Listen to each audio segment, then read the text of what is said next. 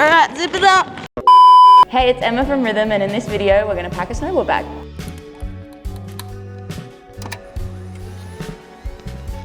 There's obviously heaps of ways to pack a snowboard bag. No one way is right or better than the other. It's however you want to do it. If you can think of some better ideas than what we've said here today, then please leave them in the comments. So first thing is obviously your board. A lot of the bags will come with straps, so you can strap it down. If you are taking multiple boards overseas, it is kind of better to have the bindings off.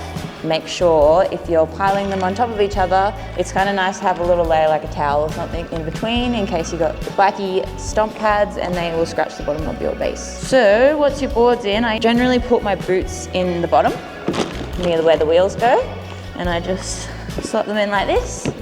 Depending on the size of your boots, you may or may not be able to do that, but that's kind of why it's good to take your bindings off, because you've got more room and you can kind of put them wherever. And then obviously your bindings. So one tip I have with your boots and your bindings is you can grab things like your socks and then just shove them inside your boots. It gives you a bit more space. And then with my bindings, I'll do like say my thermals or something, and then just shove them into the inside like this.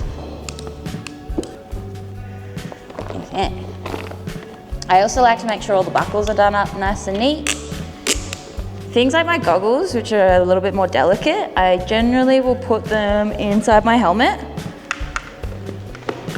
and then pad it out with things like my gloves and my beanie. And that makes sure it's like nice and protected. With my jacket and stuff, I will usually roll it up.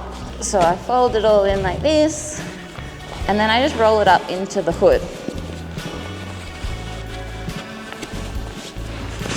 So that makes it nice and compact, saves you a bit more room.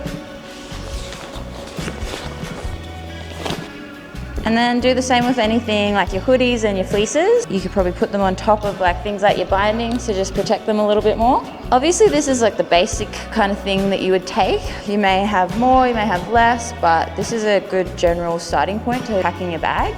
I also do like a lot of yoga when I'm snowboarding, so I will always bring a yoga mat. This will just add another layer of protection for your stuff.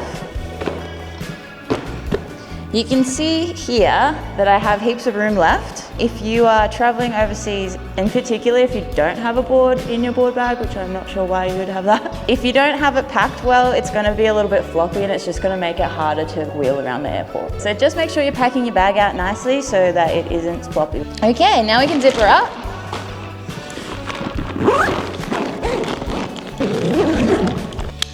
Depending on the bag that you get, they'll have front pockets. I usually like to keep things like my spare parts, like spare washers or ladders or just anything like a little and extra, so you don't want it moving around everywhere in your bag. And that's it. So now you know how to pack your snowboard bag and you're ready to head overseas.